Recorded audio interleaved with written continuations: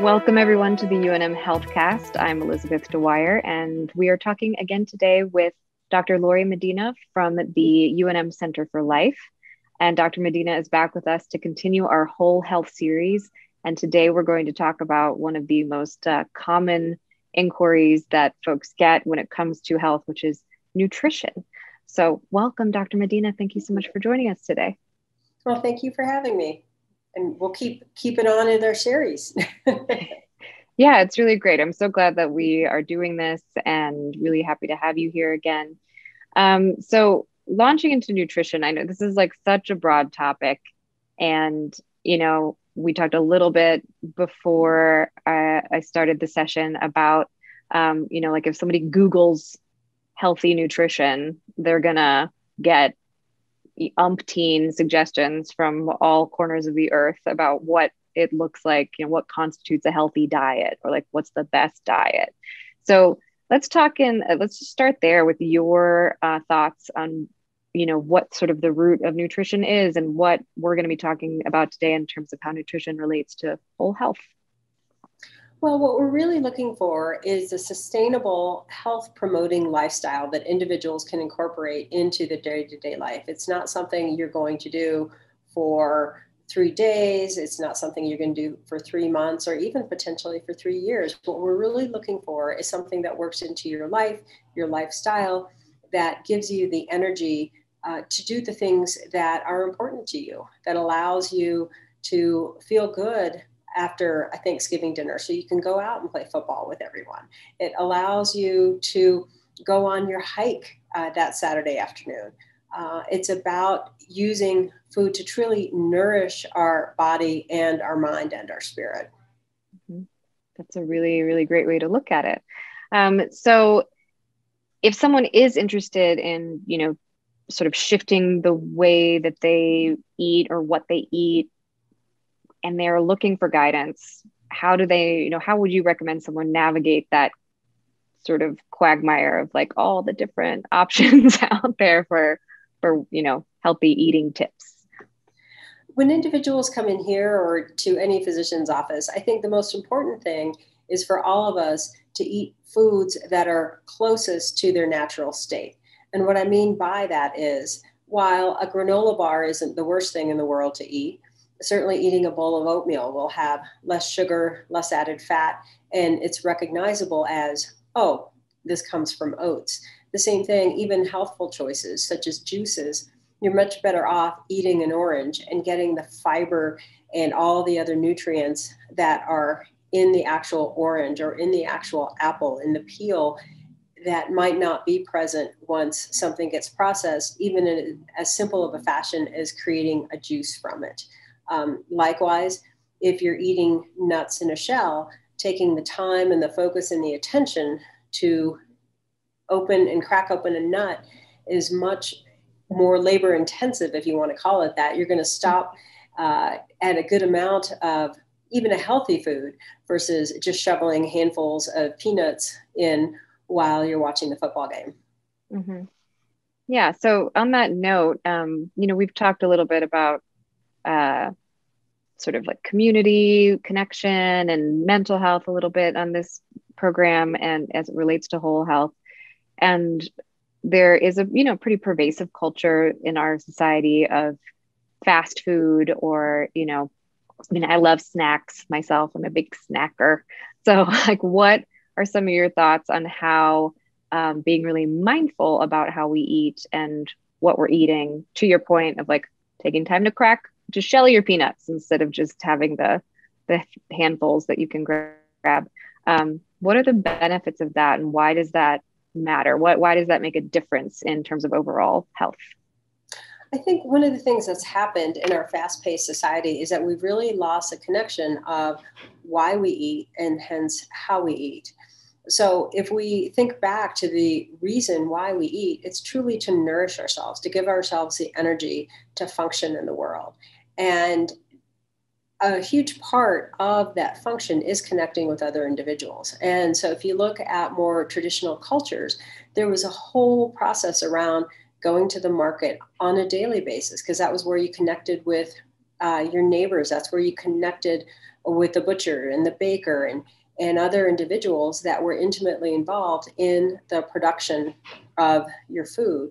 Now, as we go through drive-through lines, we're ordering into a blank speaker. We're not even getting to know our barista or the person who's making our Subway sandwich if we're just doing a drive-through. And so that whole human connection, which is a big part of nourishing ourselves, is gone. Likewise, grabbing a fast food dinner is not only less nutritious from a biochemical standpoint than enjoying a meal that involves what is considered, for a lot of people, one of the best diets around, which is the Mediterranean diet. And we can talk more about that. But if you think of people that eat in those cultures, eating is a very social event where you sit down, it's a pause from the day, you connect with other individuals, you savor, you taste, you're aware of the food that you're ingesting, and the people that have prepared it have done so with oftentimes a very loving intention, connecting with the sources of food, whether it's plant or animal based. And that's something that, again, in our rushed world, we don't connect with quite as much as in the past. Yeah, absolutely. Let's talk a little bit more about the Mediterranean diet because, another thing that you and I discussed a little bit briefly for the program is that there are a bajillion different diets to choose from. And, a lot of people can feel easily overwhelmed trying to figure out which is best for me. What do I pick? And you had mentioned the Mediterranean diet as one that is, among your favorites for several reasons. So talk to us a little bit more about that. Well, I'll start by saying that if there is a particular diet plan your primary health provider has recommended to you, certainly go with that. And if this sounds intriguing to you, you can easily Google Mediterranean diet and bring that to them and discuss it as to how it applies to you. But in general, a Mediterranean diet is what is eaten in the parts of the world that are in the Mediterranean. And it consists of primarily plant-based, seafood, olive oils, nuts, whole grains, and legumes. There is some red wine that people enjoy, however, in moderation. And what's been shown is that this type of diet, whenever it's been studied, has been shown to have a lower all-cause mortality, lower incidences of the major killers that we experience here in this country, such as cardiovascular disease, stroke, heart attacks, and death. So it's one that's very sustainable.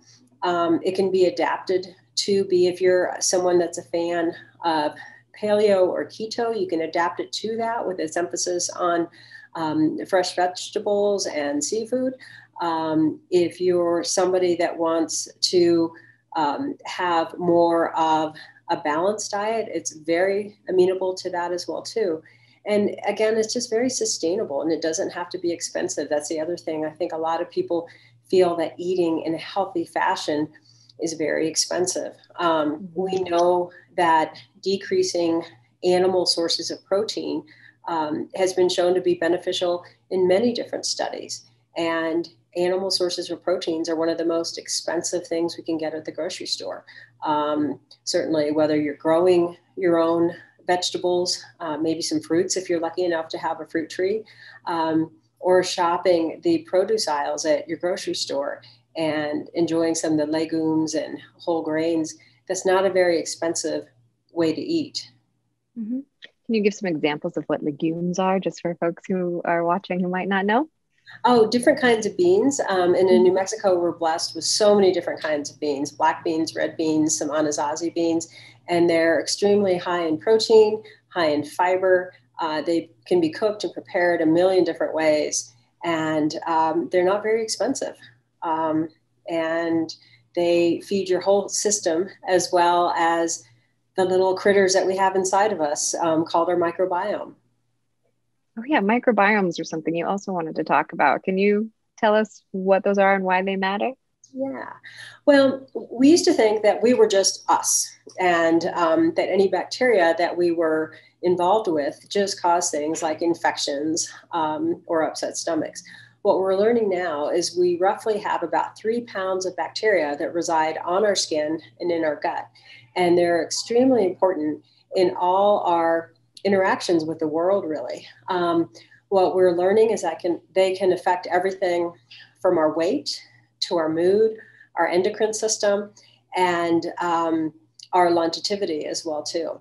And we literally are what we eat. If what we feed this microbiome, this bacteria that lives in our gut, if we feed these bacteria healthy whole foods, their byproducts of the digestion are good for us. Likewise, if we subsist on a diet of Doritos and Oreos and red meat all the time, that those byproducts of that digestion are not so good for us. And they really can cause things like depression, anxiety, inflammation throughout our body, which lead to all different kinds of autoimmune diseases, stroke, and they can even turn on cancer genes too. So Wow. we are not necessarily doomed to the diseases that run in our family. There's a whole science known as epigenetics, where we can turn on and off certain genes. And same thing, these same foods, these whole real foods are turning on our good genes as well. Wow, that is really fascinating. I've not heard of that piece of epigenetics. It's really, really interesting. So if there were, you know, let's say you have 10 things that you want folks to do and or think about to help sort of narrow down this very vast field of nutrition and what constitutes good nutrition or healthy eating or mindful eating or any of those things, what would be your 10 recommendations for what folks can do and think about in terms of their nutrition? First couple we talked on is number one, to make sure whatever choices you're making are something you can live with for the rest of your life. Okay. If you are somebody that really enjoys a great steak, you don't necessarily have to give that up. It's about quantity and quality. We know that animals that are grass fed have a better omega acid profile than those that are just grain fed. So again, it's not all or nothing. It's proportions. Again, eating foods that are closest to their natural state. And one challenge I oftentimes put to myself and or my patients is see if you can go a day or a week or how long you can go without opening any packages. Because if you think about it, if you're eating real foods, they're typically not packaged. You're eating an apple. You're eating, you might have to open a package to get your beans out, or Yeah. But you're eating a lot more fresh fruits and vegetables if you're not opening any packages. I think a lot of people have heard the dictum of shop the outer aisles of the grocery store, because all the carbohydrate rich, high processed foods are on the inner sanctums of the grocery store. So if you haven't tried that, try that again. I think one important thing to consider is what we're drinking. The best beverage out there is water.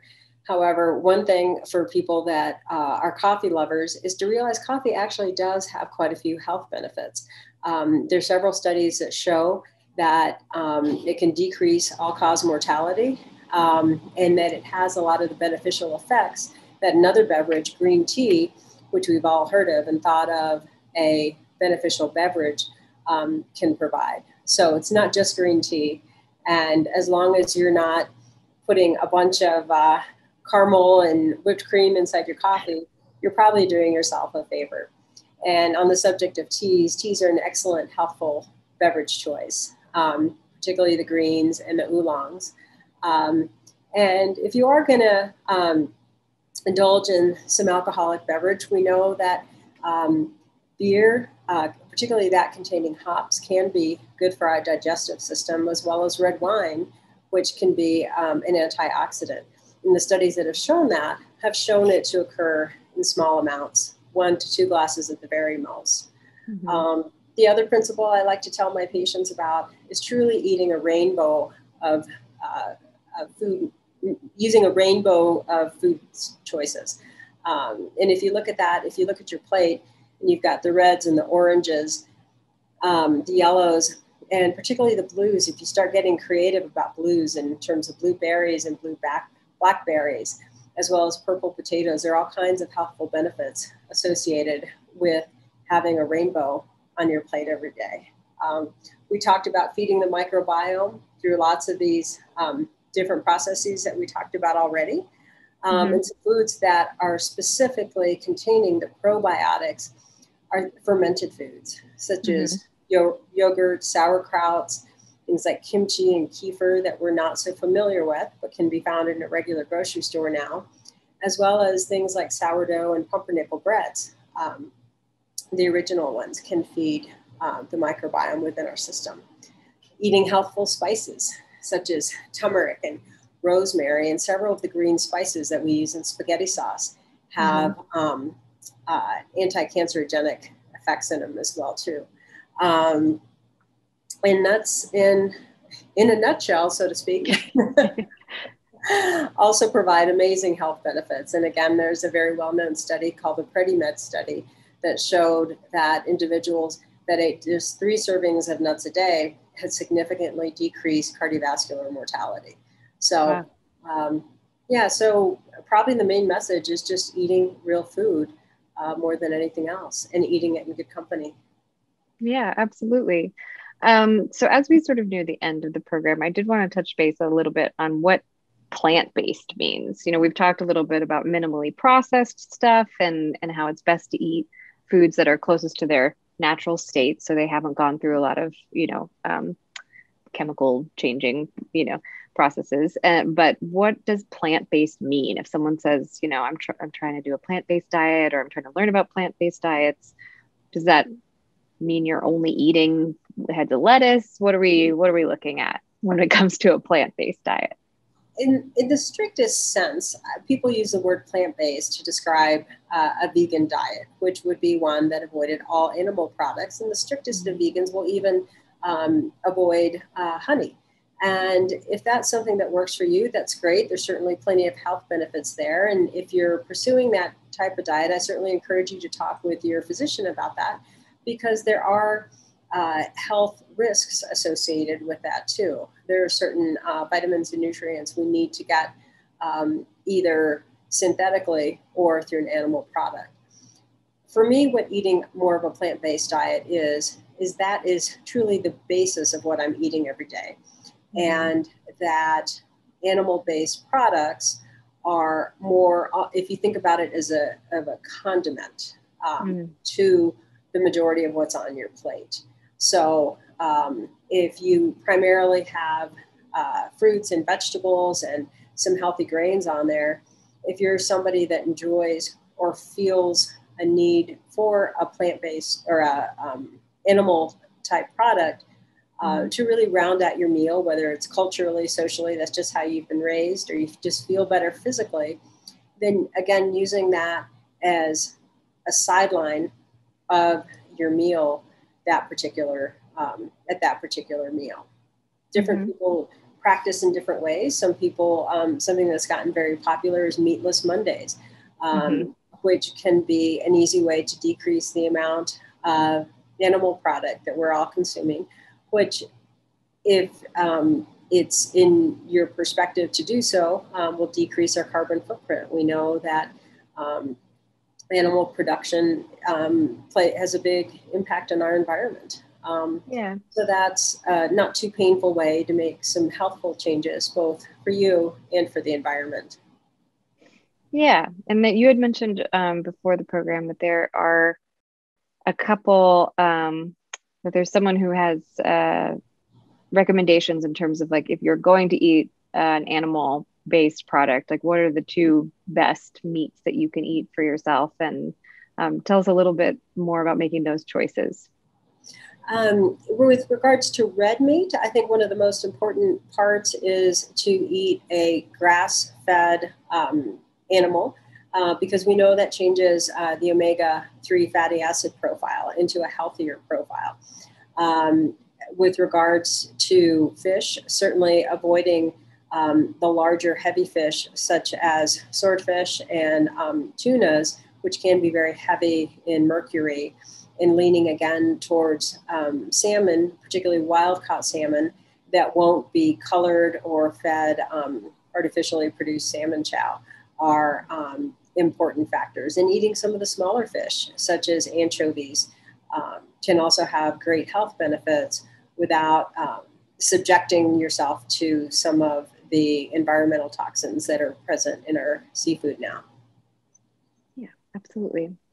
It's really helpful. Lots of great insights today. So just to kind of recap for folks, we're looking at, minimally processed foods, sharing them with people that we, connect with in our community, whether it's very close loved ones or going to a cafe and sitting down and taking time to eat our meals and talk to people and connect with folks while we do it.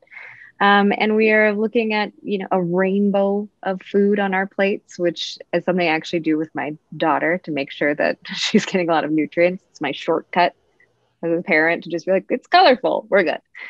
So, very helpful tip there. And is there anything else that you wanted to add to close out the show today?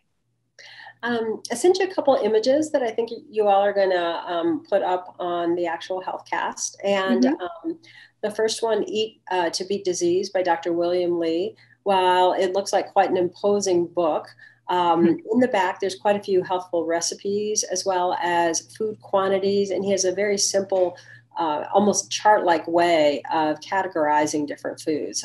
The beginning can be overwhelming. Even as a physician, I found myself getting somewhat lost in all the nutritional science in there, but you can always thumb through a few pages and just skip to the back.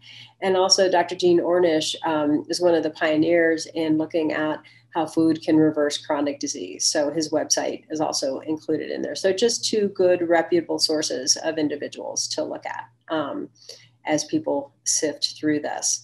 And I share your challenges, as I have 3 boys, despite the fact that my plate is usually full of vegetables that really rarely touch them. So I also cheat and throw berries on the table and call that their salad.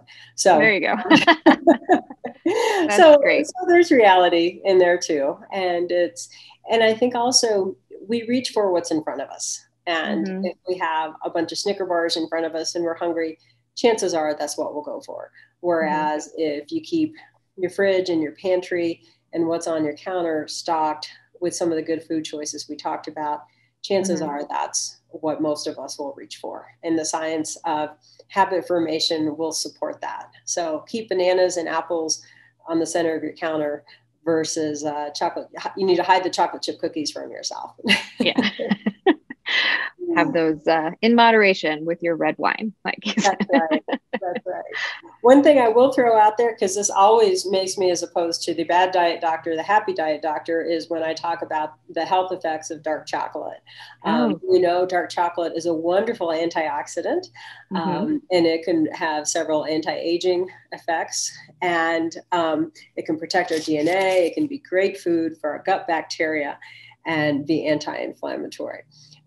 It's hard to find doses for these kind of things. That's one of the reasons I like Dr. Lee's book. But one of the nice things in there is that it does talk about a dose somewhere between 20 to 30 grams. And a Hershey bar, if you think of that size, is 24 grams. So probably, a Hershey bar or a little less because we're looking at things that are high in sugar. And again, most of the studies have been done with very dark chocolate, 70 to 80%, which will decrease the milk fat in there. So perfect. Delicious. We'll I'm in. On that note. I was like, dark chocolate and red wine. I feel healthier already. Exactly. Thank you so much, Dr. Medina. It's been great talking with you per usual. And we look forward to chatting with you again about another whole health topic in the future. Sounds great. Thank you for having me. Have a great afternoon. You too. Bye-bye.